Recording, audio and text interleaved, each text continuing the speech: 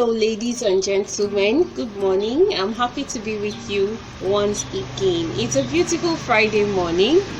I love Fridays. Do you love Fridays? I really love Fridays. TGIF. That's the slogan.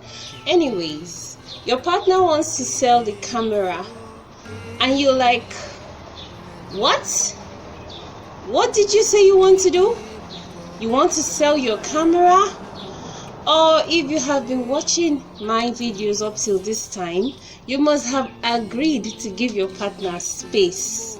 Yes, and the space you decided to give him to hang out with his friends, you now realize that his best friend is the opposite sex, another woman.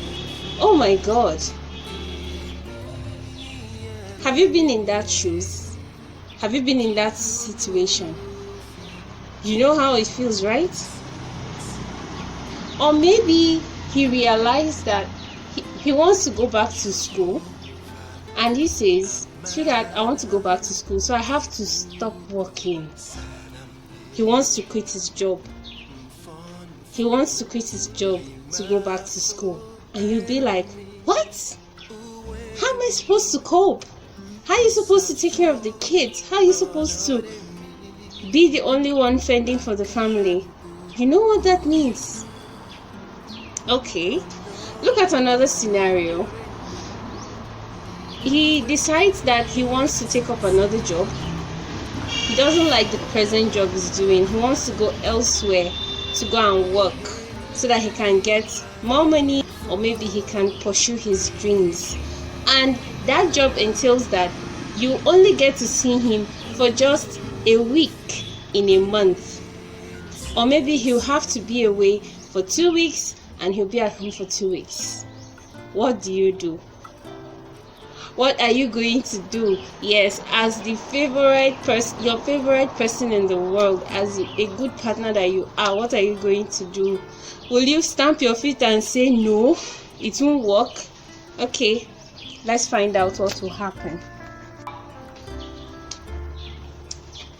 Okay, so what's going to happen? Now let me drive a point home. Before you got married, you had a life.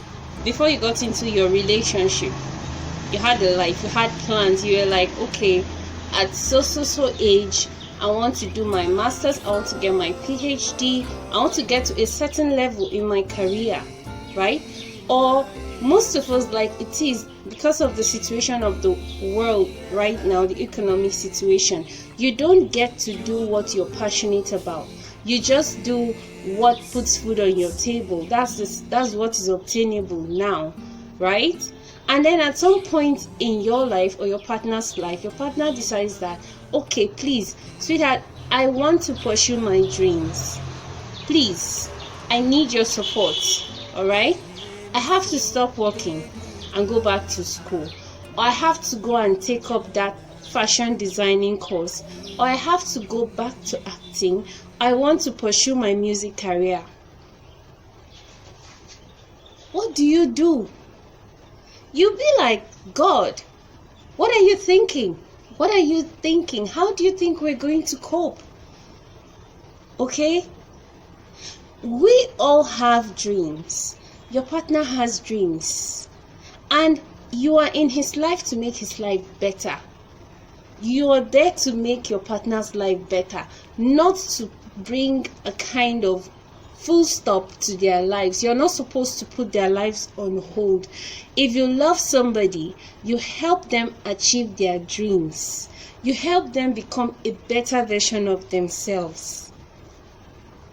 It's not easy. It's tough. When you realize that, when you now see how much it will cost on your part, that will mean you will have to tolerate certain things. You will have to inconvenience yourself. At some point, you will have to make sacrifices in order for them to achieve that thing they want to achieve. As far as it's for the good of that person's life, as far as it's for the good of your relationship. Now there's a disclaimer.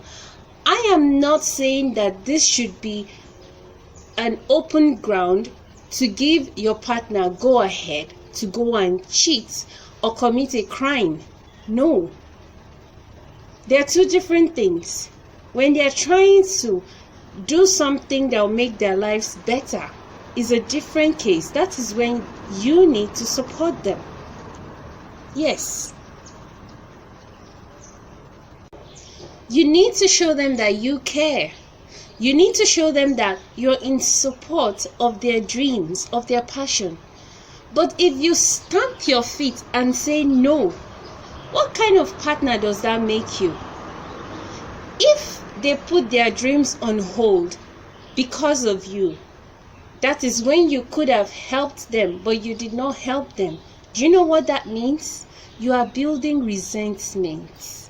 You're building hatred. You're just destroying your relationship. That's when you have to sit down and count the cost. You say, does my relationship mean anything to me? Can I make sacrifices for my relationship to work?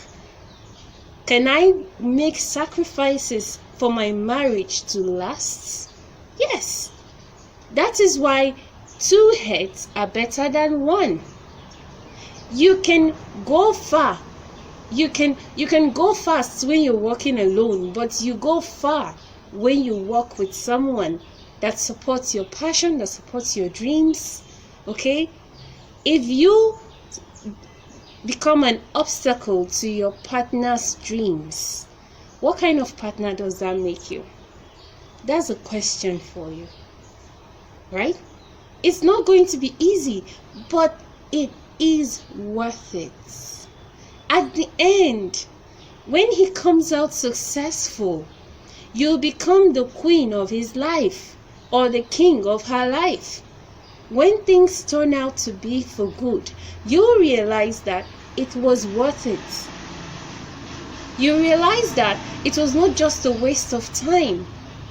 You'll be glad that you contributed to make your partner's life a better place. You helped him achieve his dreams. So guys, life itself is not a bed of roses. It doesn't give you what you want on a platter of gold. You know the saying that says, no pain, no gain? Yes, it's also applicable here. You need to make sacrifices to make your relationship the kind of relationship you want it to be. You have to put in effort to make your marriage work. In Africa, what do we say? We say better soup na money. Even when you want your soup to be tasty, you can't just do abracadabra and it will happen. You need to put in effort to make it nice. That's where we'll end this video. Please like and subscribe. Thank you for watching.